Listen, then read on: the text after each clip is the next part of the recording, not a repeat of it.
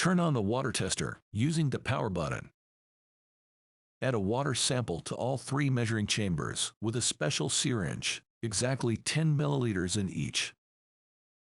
Cover the camera with the light protection cap and press the 0 button.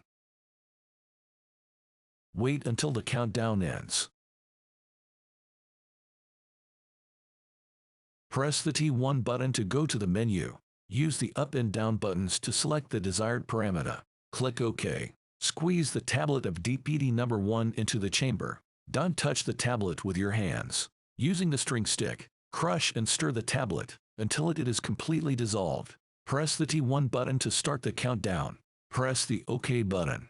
Wait until the countdown ends and the test results appear.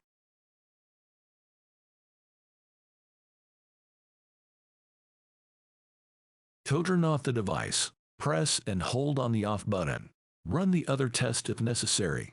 After providing the test, obligatory rinse the cuvette with clean water and prepare your tester for the next measurement. Wipe dry the cuvette with a clean cloth. If you have finished testing, pack your tester into the bag. PoolWaterLAB.